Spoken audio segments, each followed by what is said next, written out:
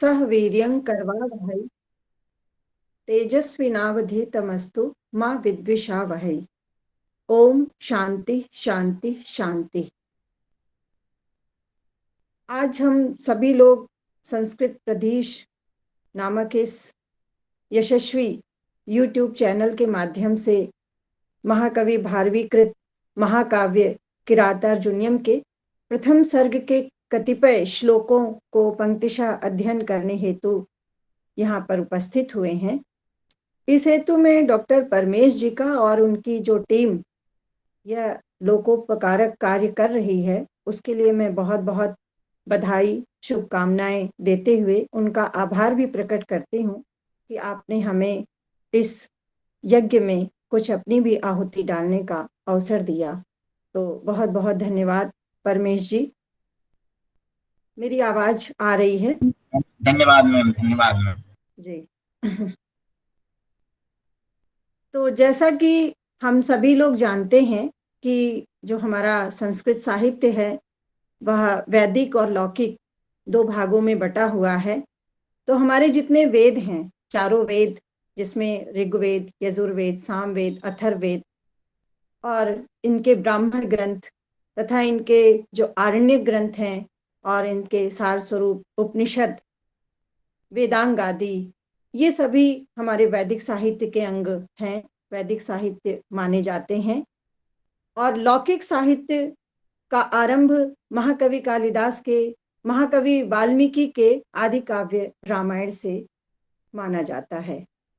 और प्रथम श्लोक भी वही है जिसको देख करके क्रौंच पक्षी के रुदन को वियोग करके महाकवि वाल्मीकि के मुख से जो श्लोक निकला था, जो उनका शोक था, वह श्लोक में परिणित हो गया।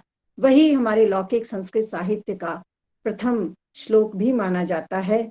जैसा कि माँ निषाद प्रतिष्ठाम त्वं गमः शाश्वती समाह यत् क्रौंच मिथुनादेकम वधि काम मोहितम। तो ये जो हमारा लौकिक संस्कृत साहित्य आरंभ ही यहीं से होता है, ऐसी मान्यता है। तो क्रौंच मिथुन के शोक को महाकवि वाल्मीकि ने अपने करुण रस से आप्लावित करके इस संसार को काव्य के रूप में, छंद के रूप में परिणित करके जो प्रदान किया, वही हमारे लौकिक संस्कृत साहित्य का प्रथम काव्य माना जाता है और वह प्रथम कवि माने जाते हैं। इसके साथ ही काव्य के अगर हम देखें तो दो मुख्य भेद हो जाते हैं। एक दृश्य काव्य होता है और एक श्रव्य काव्य होता है। तो दृश्य काव्य, जैसा हम नाम से ही स्पष्ट है कि जो देखा जा सके। तो क्या देख सकते हैं? जिसका मंचों पर अभिनय होता है। तो जो अभिनीत काव्य हैं, जिनका अभिनय किया जा सके, वो दृश्य काव्य की श्रेणी में आ जाते हैं, जिसमें नाटक हैं, रूपक हैं, नाटिका हैं, उपरूपक हैं। ये बहुत से भेद प्रभेद हैं अभिनय काव्य के, जिनको दृश्य काव्य कहा जाता है। उसके साथ ही साथ श्रव्य काव्य हैं। तो इन श्रव्य काव्यों के भी हमें तीन भेद दिखाई देते हैं, जिसमें गद्य काव्य, पद्य काव्य और चंपू काव्य। गद्य काव्य जैसा नाम से ही स्पष्ट है, जो गद्य भाग में लिखा हो, जिसमें छंदों का कोई वर्णन ना हो, छंदों की कोई योजना ना हो, गद्य रूप में हो, जैसे हम बातचीत कर रहे हैं, ये गद्य शैली है। और जो पद्य है, पद्य क्या है? छंदोबद्ध है। बहुत से ऐसे छंद बनाए गए हैं, जैसे अनुष्टुप छंद से आरंभ होता है। जो महाकवि वाल्मीकि का जो प्रथम काव्य है वो अनुष्टुप छंद में रचा गया है, और इस अनुष्टुप छंद को श्लोक भी कहा जाता है। तो हम सभी, आज हम जितने भी छंदों को हम पढ़ते हैं, हम सभी को श्लोक कह देते हैं, जो कि नहीं कहना चाहिए, क्योंकि श्लोक अनुष्टुप छंद को ही कहा जाता है। बाकी सभी छंद अलग अलग हैं। जैसे हम भारवी का जो किरातार्जुनीयम हम पढ़ेंगे, तो इसमें वंशस्थ छंद की अधिक योजना हुई है, और प्रथम सर्ग हमारा आरंभ भी वंशस्थ से ही होता है।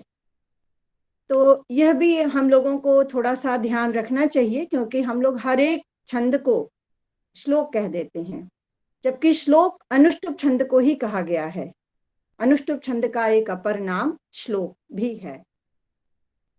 इसके साथ ही चंपू काव्य है। तो चंपू काव्य में गद्य और पद्य मिश्रित होते हैं। तो ये 3 भाग हमें जो है श्रव्य काव्य के देखने को मिलते हैं। तो हमारा ये जो महाकाव्य है यह किस श्रेणी में आता है, हमको यह भी जानने की आवश्यकता है। महाकाव्य पद्य काव्य की श्रेणी में आता है। जैसा कि हम जानते हैं कि काव्य का आरंभ यानी छंदोबद्ध रचना ऋग्वेद से ही आरंभ हो चुकी है। वेद में भी छंद हैं, गायत्री, उषड़ी, कनुष्टुप, जगती, त्रिष्टुप, बृहति इत्यादि। लेकिन जो काव्य के तत्व हैं, चाहे वो भाव पक्ष के हों या कला पक्ष के हों, उनका पूर्ण परिपाक हमें वैदिक साहित्य में देखने को नहीं मिलता है।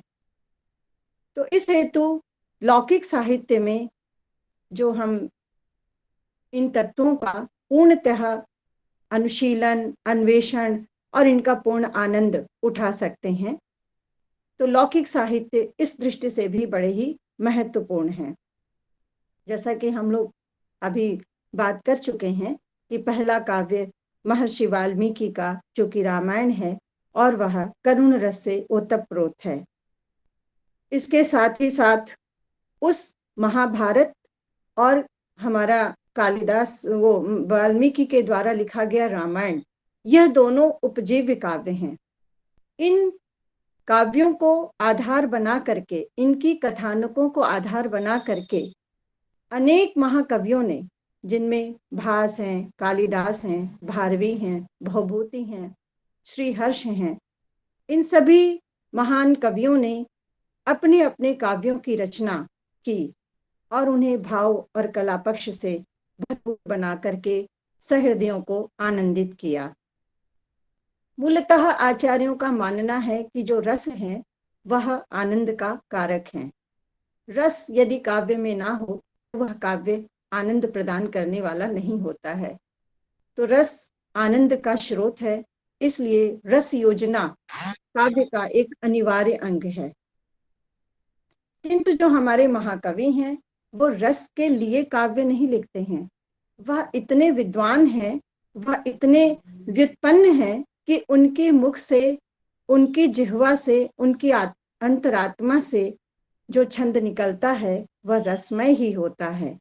तो यह संसार पूरा रसमय है, आनंद से भरपूर है। तो पहला कवि हमारा परमात्मा, जिसकी वाणी वेद, और उसके बाद उसकी प्रेरणा से लिखे हुए अन्य महाकवियों के द्वारा काव्य, जिन्हें हम पढ़ रहे हैं, जी रहे हैं और अनुभव कर रहे हैं। तो आज हम किरातार्जुनीयम नामक महाकाव्य के विषय में बातचीत करने के लिए यहाँ पर जो उपस्थित हुए हैं, तो हम लोग ये जाने कि किरातार्जुनीयम जो काव्य है पद्य की श्रेणी में आता है और वह महाकाव्य कहा जाता है।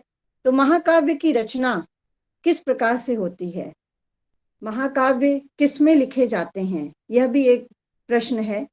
क्योंकि जो आजकल परीक्षाएं हो रही हैं उसमें वस्तुनिष्ठ प्रश्न ज्यादा पूछे जाते हैं, तो यह भी पूछा जा सकता है कि महाकाव्य की रचना किस में होती है, क्या अध्यायों में होती है या उल्लासों में होती है। तो महाकाव्य सर्ग में निबद्ध होते हैं, सर्गोबद्ध। महाकाव्य की रचना न्यूनतम 8 सर्ग होने ही चाहिए, और विश्वनाथ ने तो इसकी अधिकतम सीमा भी निर्धारित कर दी है कि 63 माने 30 सर्ग अधिकतम इस महाकाव्य में होने चाहिए। इसके साथ ही साथ अगर हम नायक की दृष्टि से विचार करें, क्योंकि कोई भी कथा होती है तो उस कथा का एक नायक होता है जो उस कथा को लेकर के चलता है, कथानक को लेकर के चलता है और प्रयोजन तक पहुंचाता है। तो नायक कैसा होना चाहिए, नायक के ऊपर दृष्टि डालें तो लक्षण में प्राप्त होता है कि महाकाव्य का जो नायक है वो धीरोदात्त प्रकृति का होना चाहिए और वह इतिहास में प्रसिद्ध होना चाहिए, उसकी गौरव गाथा होनी चाहिए और वह वीर होना चाहिए। यदि राजा हो तो और भी अच्छा है। तो इस प्रकार से, और छत्रित्व तो उसके अंदर होना चाहिए। तो इस प्रकार से नायक के विषय में भी बताया गया है।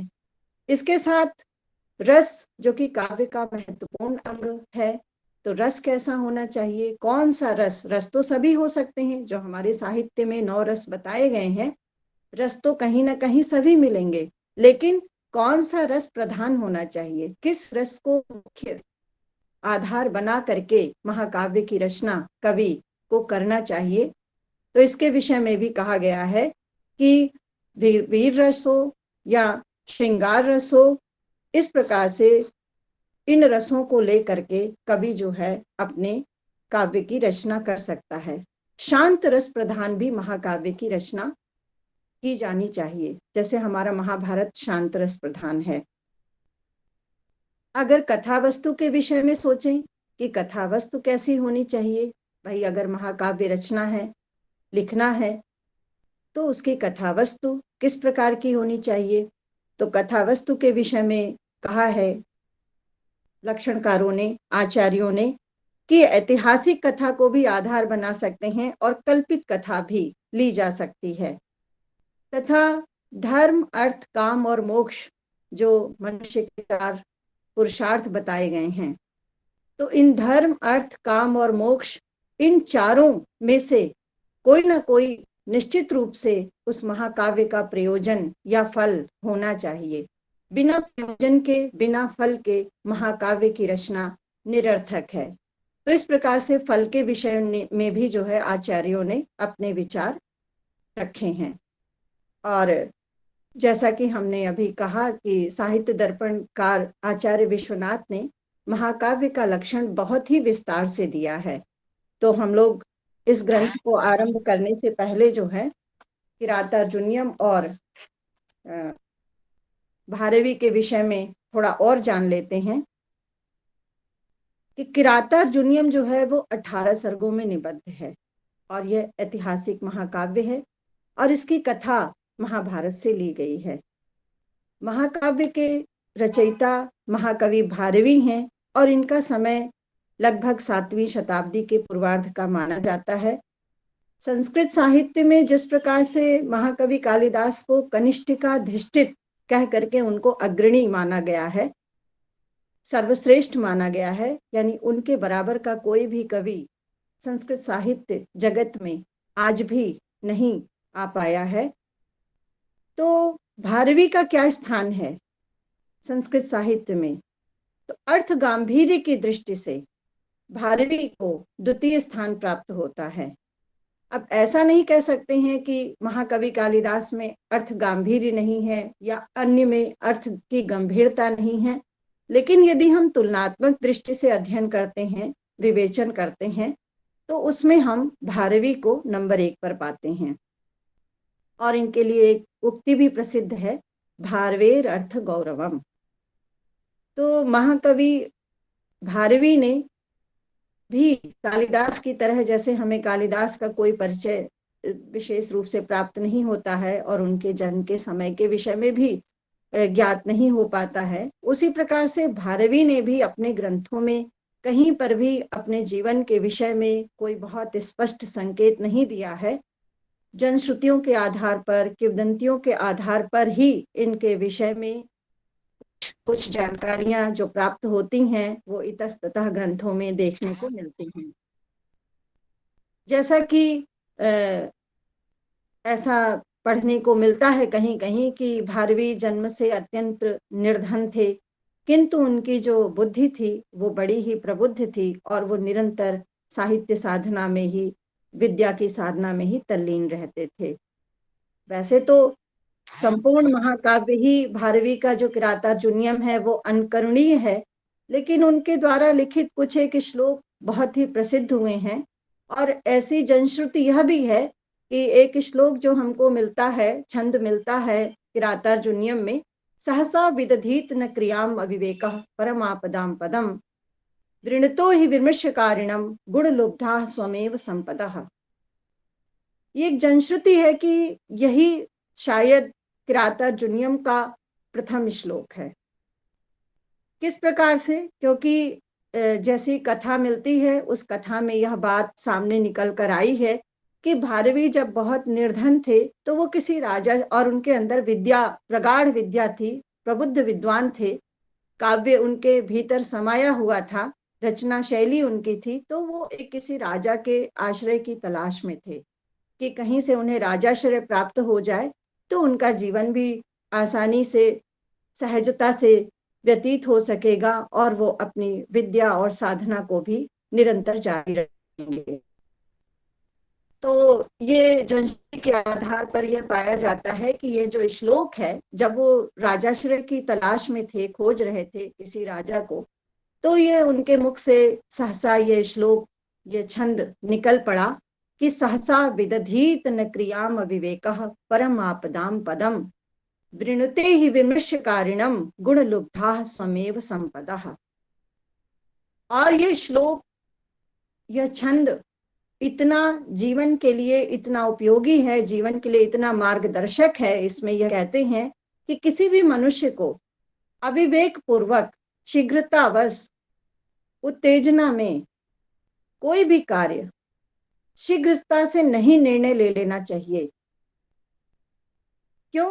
क्योंकि जब हम अविवेक पूर्वक या बहुत उत्तेजना में, बहुत भावावेश में किसी पक्ष का निर्णय ले लेते हैं तो कभी कभी वह निर्णय हमारा गलत भी हो जाता है और उस गलत निर्णय के कारण बाद में बड़ा पश्चाताप भी होता है। तो यह जो बात इन्होंने यहाँ कही, यह उस राजा को बहुत भा गई। जब ये मार्ग में राजाश्रय की तलाश में जा रहे थे तो वहां एक कोई राजा भी जा रहे थे, जिन्होंने उनके मुख से निकली हुई इस वाणी को, इस छंदोमय वाणी को सुना, इस श्लोक को, छंद को सुना। तो उन्होंने इस श्लोक को ला करके अपने राजमहल में स्वर्ण अक्षरों में उसको लिखवा दिया। तो यह भी, ये सब जनश्रुति के आधार पर है, इसका कोई और ऐतिहासिक प्रमाण नहीं मिलता है। तो कहते हैं कि एक बार वह राजा जो है किसी अपनी पारिवारिक समस्या में ऐसा उसने देखा जो उसको सहन नहीं हुआ, बर्दाश्त नहीं हुआ, तो वह एक निर्णय लेने ही जा रहा था। निर्णय इतना कठोर था कि वह हत्या करने जा रहा था, लेकिन उसने तुरंत सामने यह श्लोक लिखा हुआ, छंद लिखा हुआ देखा तो वह रुक गया। और जब रुक गया तो उसने फिर उस जो घटनाक्रम था, उस घटनाक्रम का जब उसने फिर से जांच परख की तो उसने पाया कि वह जो कार्य करने जा रहा था वो अत्यंत गलत हो जाता और किसी की हत्या हो जाती, और वह उसका केवल मात्र संदेह था। तो संदेह के कारण वह एक ऐसे कृत्य को करने जा रहा था जिससे उसको आजीवन पश्चाताप के साथ साथ पाप का भी भागी बनना पड़ता। तो उसने भारवी को बुला करके उनको बड़ा प्रभुत, धन, सम्मान, मान इत्यादि भी प्रदान किया। तो ये घटना जो है हम देखते हैं, साहित्य में पढ़ने को हमें मिलता है, जो इनकी भारवी से संबंधित जो जीवन गाथाएं हैं।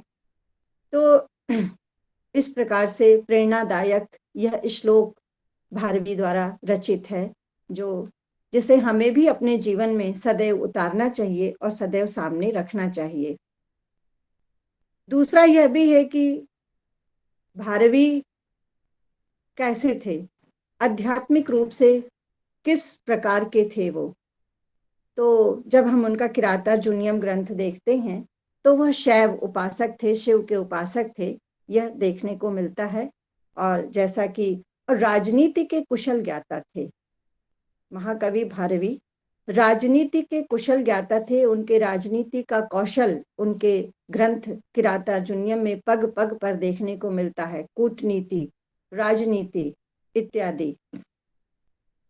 तो हम ये देखते हैं कि जिसका कि उल्लेख उन्होंने अपने पात्रों के द्वारा, जो किरातार्जुनीयम के प्राप्त पात्र हैं, जैसे भीम हैं, युधिष्ठिर हैं, द्रौपदी हैं, इन सब के मुख से इन्होंने अपने राजनीति संबंधी ज्ञान को उजागर किया है और सहृदयों के समक्ष उसको प्रकट किया है।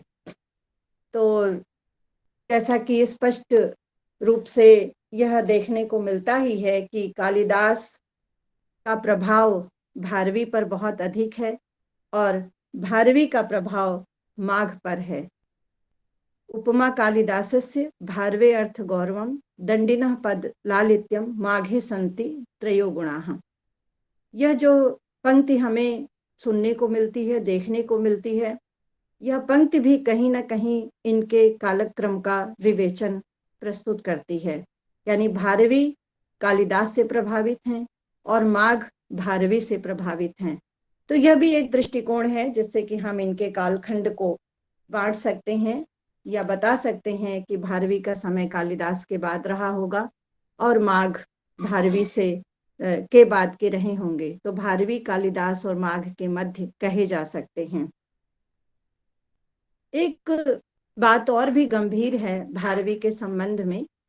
सामान्यतः हम ये देखते हैं कि अर्थ गंभीर हो और रस की योजना हो। यह दोनों ही बड़ा कठिन कार्य होता है किसी भी कवि के लिए, किसी भी लेखक के लिए, कि उसके साहित्य में अर्थ की गंभीरता भी बनी रहे और रस का पूर्णतः परिपाक भी हो सके। सामान्यतः यह देखने को नहीं मिल पाता है, लेकिन भारवी ने अपनी लेखनी से, अपनी कविता के कौशल से, काव्य कौशल से इन दोनों ही चीजों को, इन दोनों ही तत्वों को अपूर्व क्षमता के द्वारा हम सभी के समक्ष किरातार्जुनीयम के माध्यम से प्रकट किया है। दूसरा एक तत्व है प्रकृति के विषय में। सामान्यतः हमारे जितने भी प्राचीन कवि रहे हैं, कवि के प्रति प्रकृति के प्रति बहुत ही संवेदनशील रहे हैं। कोई भी कवि ऐसा हमको देखने को नहीं मिलेगा।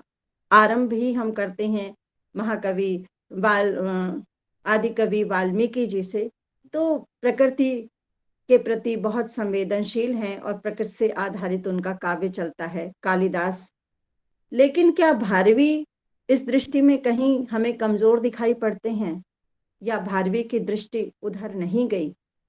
तो अगर हम इस प्रकृति चिंतन को देखते हैं, मान लीजिए कोई प्रश्न ही करता है कि प्रकृति के विषय में क्या है भारवी के विचार, तो भारवी ने भी प्रकृति का चिंतन किया है, मनन किया है। प्रकृति भी कहीं ना कहीं उनके काव्य में आलंबन और उद्दीपन विभाव के रूप में रही है। लेकिन चूंकि भारवी का संबंध राजतंत्र, राज परिवारों से अधिक रहा, तो उनकी रचनाओं में हमको राजकीय, राज व्यवस्थाएं, न्याय व्यवस्थाएं, राज्य से संबंधित, नगर से संबंधित वृत्तांत हमें अधिक देखने और सुनने को मिलते हैं।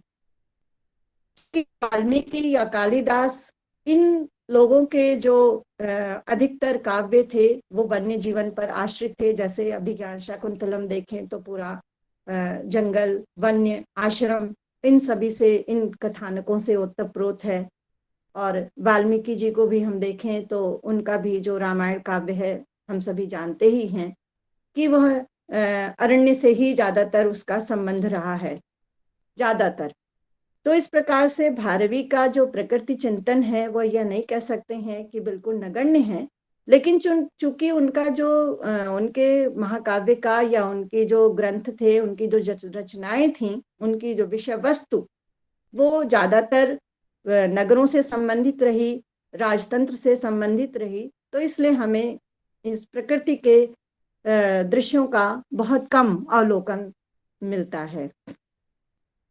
और इसके साथ अगर हम और भी दूसरी बातों पर प्रकाश डालें कि अलंकारों के विषय में, सामान्यतः जो कवि हैं, महाकवि हैं, वो अलंकारों को दृष्टि में रख करके रचनाएं नहीं करते हैं। अलंकार तो स्वभावतः उनके काव्य में आ जाते हैं, किंतु भारवी के संबंध में एक विशेषता देखने को मिलती है कि उन्होंने शब्दालंकारों, अर्थालंकारों का भरपूर प्रयोग किया है और बड़ा प्रयास भी किया है उन्होंने। चित्र अलंकार कहते हैं, शब्दालंकार।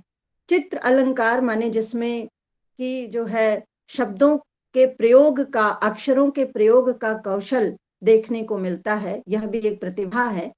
तो भारवी ने अपने काव्य में इस प्रतिभा का भरपूर प्रयोग किया है और चित्र काव्य की भी रचना की है, जिसका एक श्लोक कहीं कहीं अक्सर देखने को मिलता है और लोग पूछते भी हैं कि ये कहाँ का है। जैसे एक न वर्ण है, तो न वर्ण से ही उन्होंने पूरे छंद की रचना कर दी, माने एक वंशस्थ छंद उन्होंने पूरा बना दिया न वर्ण को लेकर के। न, नो, नुन्नो, ननुन, नोनो, नाना, नाना, नना, ननु, नुन्नो, नुन्नो, ननुन, नेना, ना, नेना, नुन्न, नुन्नवत, नुन्न, नुन्नवत। तो इस प्रकार से उन्होंने न वर्ण को, ना को छोड़ करके किसी अन्य वर्ण का उन्होंने प्रयोग नहीं किया। तो ऐसे और भी उदाहरण भारवी के काव्यों में मिलते हैं देखने को, कि जहां पर उन्होंने अपने इस प्रतिभा का भी प्रदर्शन किया है और भरपूर प्रदर्शन किया है, जो कि हमारे चित्र काव्य की श्रेणी में आता है, जहाँ केवल अलंकार ही अलंकार प्रमुख हैं। इसके साथ छंद योजना पर अगर हम दृष्टि डालें कि जो उनके काव्य में हमको छंद देखने को मिलेगा, कौन से छंदों का उन्होंने अधिक से अधिक प्रयोग किया है, तो वैसे तो उन्होंने विविध छंदों का प्रयोग किया है, लेकिन 16 प्रकार के छंदों का, लेकिन जो विशेष छंद उनको पसंद है वह है वंशस्थ छंद। कालिदास को भी यह छंद बहुत प्रिय है। तो यह उनका प्रिय छंद वंशस्थ छंद है, जो हमारा प्रथम सर्ग भी उसी से आरंभ होता है, और चौथा सर्ग भी, और 14वें सर्ग में भी उन्होंने इसी वंशस्थ छंद का अधिक से अधिक प्रयोग किया है। तो इस प्रकार से इनके किरातार्जुनीयम की ये संक्षेप में विशेषताएं हम लोग अभी देख पा रहे हैं, क्योंकि जब हम श्लोकों का पठन पाठन करेंगे तो बीच बीच में और भी विशेषताएं आएंगी और उनको हम लोग विस्तार से पढ़ते हुए चलेंगे। तो चूंकि हमारा ये प्रथम सर्ग है, तो प्रथम सर्ग की क्या कथा वस्तु है इसे भी संक्षेप में जान लेना चाहिए।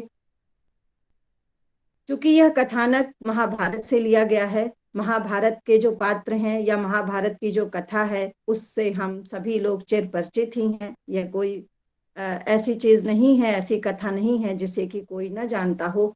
फिर भी महाकवि ने कौन से वृत्तांत को किस अपने इस गंभीर महाकाव्य के प्रथम सर्ग में लिया है, उसको हमें जानना हमारे लिए आवश्यक है।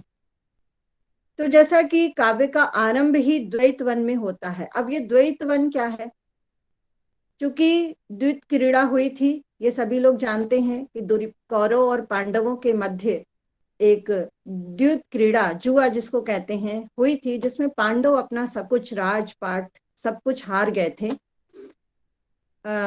इसके साथ साथ उन्होंने अपने आप को भी दांव पर लगा दिया था। युधिष्ठिर अपने सभी भाइयों को हार गए थे, अपनी पत्नी को हार गए थे।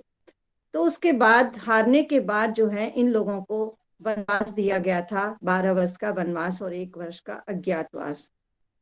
तो जब युधिष्ठिर वनवास काल में रह रहे थे अपने 5 भाइयों और पत्नी के साथ, तो इन लोगों के मन में यह जरूर थी कि जो दुर्योधन है वो किस प्रकार से शासन व्यवस्था कर रहा है, प्रजा के साथ कैसा व्यवहार कर रहा है, अन्य जो पड़ोस के राजा हैं जिनके साथ उनकी मित्रता है, उन राजाओं के साथ उसके कैसे व्यवहार हैं, कैसे राजकाज चला रहा है, इसको जानने के लिए उन्होंने एक अपने गुप्तचर वनेचर को वहां पर भेजा।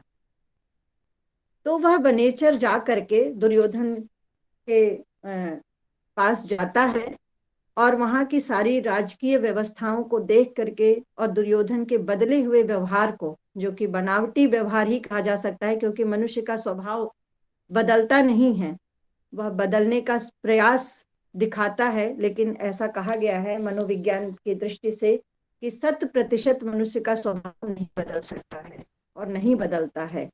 तो यहाँ पर जो उसने देखा, उस वनेचर ने, कि दुर्योधन तो बिल्कुल अलग सा दिख रहा है, बिल्कुल बदला हुआ दिख रहा है, उसके राज्य की स्थिति, उसका मनोभाव बहुत ही सकारात्मक है, प्रजा का भी पालन वह अपने संतान की तरह कर रहा है, और जो उसके मित्र हैं उन मित्रों को भाई की तरह समझ रहा है, और अपने भाइयों को भी जो है बड़ा स्नेह आदर सम्मान दे रहा है। और समय समय पर सभी की आवश्यकताओं की पूर्ति कर रहा है, और जो हमारे साधन चतुष्टय हैं, पदार्थ चतुष्टय हैं, धर्म अर्थ काम, इनका भी बड़ा ही धर्म पूर्वक प्रयोग कर रहा है। और उसके अधीनस्थ जो भी राजा हैं, जो भी सेवक हैं, वो सभी उसके आज्ञा का पालन कर रहे हैं, लेकिन वह पांडवों से भयभीत है। अर्जुन की शक्ति को याद करता है तो भय खाता है, पांडवों से वह भयभीत है। इन सब सारी सूचनाओं को लेकर के वनेचर आता है और आकर के युधिष्ठिर से निवेदन करता है। तो ये प्रथम सर्ग की यह कथा है। और द्रौपदी जब यह समाचार सुनती है तो उसको बड़ा क्रोध आ जाता है, और वह युधिष्ठिर को युद्ध के लिए प्रोत्साहित करती है, प्रेरित करती है और उनमें ओज गुणों का संचार करने का प्रयास करती है। तो ये प्रथम सर्ग की कथा है और यहीं से शुरू होती है कि वह जाता है, वनेचर जाता है, जो युधिष्ठिर के द्वारा जो भेजा गया है वह समाचार ले करके आता है और युधिष्ठिर को सुनाता है सारा वृत्तांत। और उसके बाद द्रौपदी के मुख से युधिष्ठिर को प्रोत्साहित किया जाता है कि हमें हाथ पर हाथ धरकर नहीं बैठना चाहिए और हमें अपना हक जो है लड़ करके प्राप्त करना चाहिए, पराक्रम पूर्वक लेना चाहिए। तो इसी कथा के साथ प्रथम सर्ग समाप्त हो जाता है। तो जैसा कि हम लोग इसका जो पहला श्लोक है, छंद है, लेते हैं। देखिए, वंशस्थ छंद में लिखा गया है ये। वंशस्थ छंद, जतो तु वंशस्थ मुदीरितम जरऊ। पहले हम लोग इसका लक्षण देख ले। लक्षण है जतौ तु वंशस्थ मुदीरितम जरऊ। वंशस्थ छंद के लिए कहा गया है कि जतौ जगड़ तगण, जतौ तु वंशस्थ मुदीरितम जरऊ। पहले जतौ आया है, उसके बाद जरऊ आया है, माने इसमें 4 गण हैं। प्रत्येक गण में 3 अक्षर होते हैं, तो 4 तिहाई 12, 4 को 3 से गुणा कर दिया जाए तो 12 अक्षर हो जाते हैं। तो ये जो हमारा छंद है, इसके प्रत्येक पद में 12 अक्षर हैं। 4 चरण हैं और चारों चरणों में 12-12 अक्षर हैं। अक्षर गिनने की या वर्ण गिनने की जो प्रक्रिया है वह इस प्रकार से है कि जो आधे अक्षर होते हैं, माने जो जिनके साथ स्वर नहीं जुड़ा होता है, उनको नहीं गिना जाता है। तो इस प्रकार से हम लोग इनको गिन करके भी देख सकते हैं कि प्रत्येक चरण में 12 वर्ण है या नहीं है। तो मैं पहला छंद पढ़ती हूँ। और इसका जो ये जब समाप्त होता है चरण, तो चरण की समाप्ति पर ही यति है, इसमें मध्य में कोई यति नहीं है। 12 वर्ण है, हम आराम से पढ़ते हैं इसको, लेकिन इसकी जो यति बताई गई है वह इसके समाप्ति पर ही बताई गई है, प्रथम चरण की समाप्ति पर ही। तो देखिए, श्रियः कुरूणामधिपस्य पालिनीं प्रजासु वृत्तिं यमयुक्त वेदितुं सवर्णलिंगी विदितः समाययौ युधिष्ठिरं द्वैत बने वनेचरः। अगर इसको, चूंकि यह छंद है तो इसे थोड़ा सा लयबद्ध तरीके से भी हमें पढ़ना चाहिए। लयबद्ध तरीके से अगर हम इसको पढ़ते हैं तो देखिए कैसे पढ़ते हैं, प्रयास करते हैं। श्रियः कुरूणामधिपस्य पालिनीं प्रजासु वृत्तिं यमयुक्त वेदितुं सवर्णलिंगी विदितः समाययौ युधिष्ठिरं द्वैत बने वनेचरः। एक बार और देख लेते हैं। श्रियः कुरूणामधिपस्य पालिनीं प्रजासु वृत्तिं यमयुक्त वेदितुं सवर्णिलिंगी विदितः समाययौ युधिष्ठिरं द्वैत वने वनेचरः। तो ये वंशस्थ छंद है। श्रियः 2 अक्षर हुए, कुरूणाम 4 हो गए, धिपस्य फिर 3 हुए, तो 2 4 4 2 6 7 8 9, और पालिनीम में 3 वर्ण है तो 3 ये जुड़ गए, इस प्रकार से 12 अक्षर हो गए। तो ये पहला चरण, वंशस्थ छंद का यह पहला चरण पूरा हो जाता है जिसमें कि 12 अक्षर हैं। इसी प्रकार से हम दूसरे भी पद्य को, दूसरी पंक्ति को भी देखेंगे। प्रजासु 3 वर्ण हुए, वृत्तिम 2 यहाँ पर हो गए तो 3 2 5, यम 5 के बाद 6 7, युक्त, अब यहाँ पर देखिए ये आधे आधे अक्षर हैं तो 8 9, ये जो ङ है और आधा का है जिसमें स्वर, इन दोनों ही व्यंजनों में स्वर नहीं जुड़े हैं तो हम इनको नहीं गिनेंगे। तो यू और ता, उसके बाद वेदितुम, ये आपका हो गया। इस प्रकार से 12 अक्षर इसमें भी हो गए। सवर्णिलिंगी विदितः समाययो, इस प्रकार से जो 2 पंक्तियां हमारी और बचती हैं उनमें हम अक्षरों को इसी प्रकार से गिन लेंगे और प्रत्येक चरण में 12-12 वर्ण हैं। तो यह आपका वंशस्थ छंद होता है। और लक्षण है जैसा कि जतौ जगण तगण, जतौ तु वंशस्थ मुदीरितम जरौ, जगण तगण जगण रगण, ये गण है। तो इन गणों को जानने के लिए अब चूंकि मैं अगर छंद का की कुछ जानकारी है तो बताते हैं कि जगण, जिसमें मध्य में गुरु होता है उसको जगण कहते हैं। माने गुरु जो यस की तरह बनाया जाता है उसको गुरु कहते हैं, और जो सीधी पाई होती है वो लघु कहा जाता है। तो इस तरह से लघु माने ह्रस्व और गुरु दीर्घ भी कहते हैं। और तगड़ क्या है, जो अंत में लघु हो और आरंभ में दोनों गुरु हों। जगण पुनः वैसे ही कि पहले लघु, फिर मध्य में गुरु, फिर लघु। रगण गुरु लघु गुरु। इस प्रकार से यह वंशस्थ छंद का लक्षण है, जो कि हम इस पर किसी दिन घटाएंगे और इसको देखने का प्रयास करेंगे कि किस प्रकार से है। अब हम इसका अर्थ देखते हैं। कुरुणाम धिपस्य, अन्वय देखिए। कुरुणाम धिपस्य श्रियः पालिनीम प्रजा सुवृत्तिम वेदितुम अयुक्तः स्वर्णिलिंगी सह वनेचर विदितः द्वैत वने युधिष्ठिरम समाययौ। कुरुणाम, अब इसमें देखिए सप्तमी विभक्ति है, बहुवचन। कुरुणाम, कुरु नामक, षष्ठी विभक्ति बहुवचन, कुरु नामक जनपदों के। कौरव वंश था तो कुरुओं का जो राज्य था, जनपद था, तो उसी के लिए यहाँ पर कुरुणाम शब्द का पद का प्रयोग किया गया है। अधिपस्य माने स्वामी, उसके राजा। तो कौरवों के जो राजा थे वह कौन थे? कुरु जनपद के राजा कौन थे? दुर्योधन। तो ये अधिपस्य जो शब्द है, कुरुणाम अधिपस्य, यह किसको संबोधित कर रहा है, किसकी ओर संकेत दे रहा है? दुर्योधन की ओर। श्रियः पालिनीम, अब दुर्योधन चूंकि राजा है तो प्रत्येक राजा की राजश्री होती है, संपत्ति होती है, तो उसका पालन कौन करता है? प्रजाओं के द्वारा। अब ये पालन प्रजा के द्वारा कैसे होता है?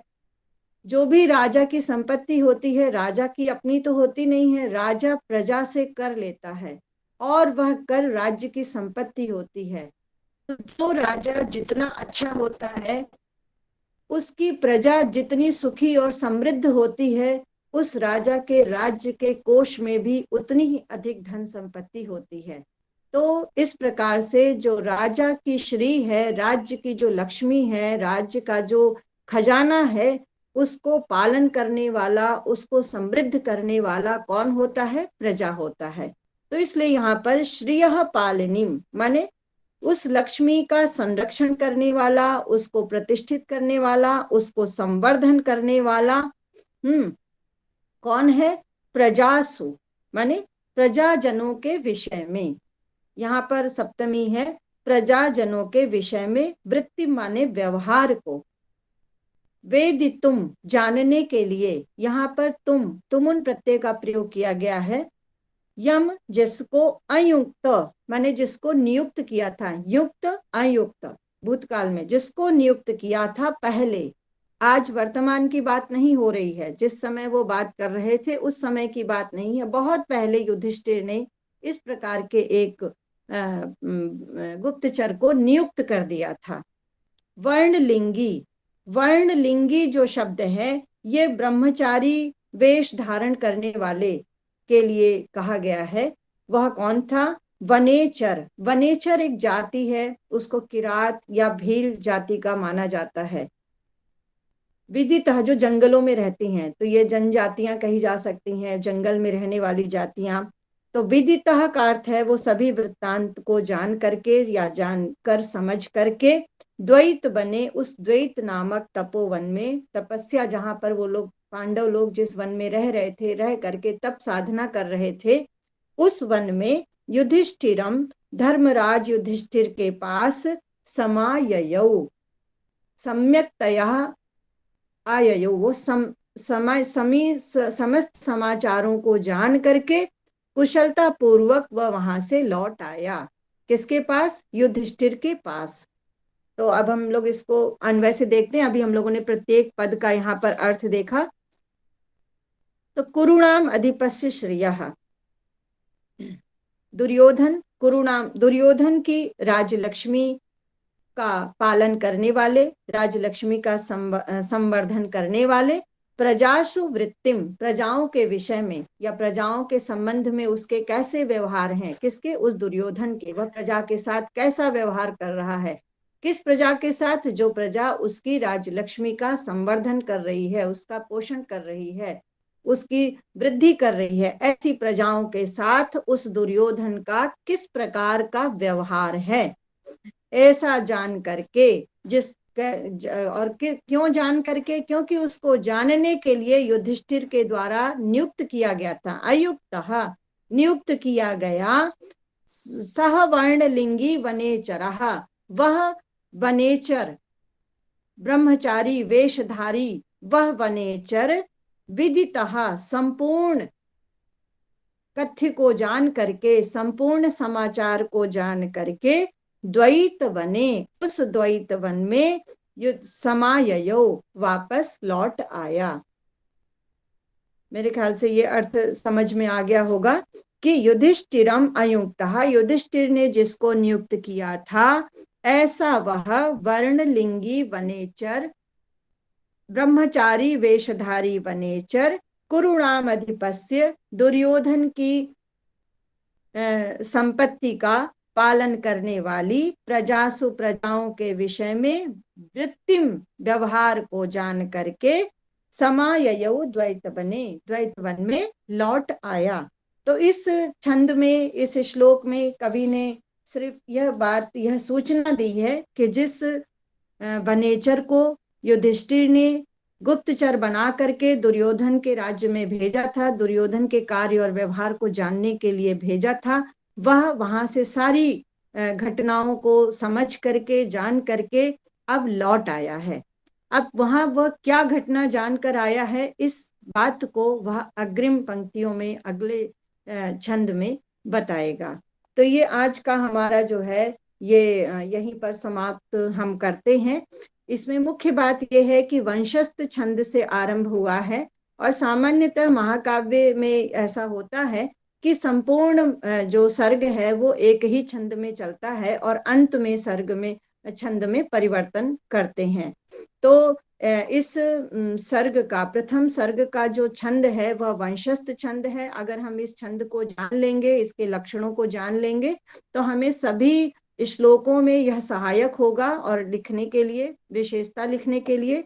दूसरा, ये जो है इसमें एक वृत्त्यानुप्रास नाम का अलंकार है, और इस तरह से आप ये दो विशेषताएं इसकी जानिए। और पदों में जैसे तुमुन प्रत्यय है, विभक्तियां हैं, उन विभक्तियों को भी हम जान करके अगर लिखते हैं परीक्षा में, तो उससे हमें अंक भी अधिक प्राप्त होते हैं और स्पष्टता होती है।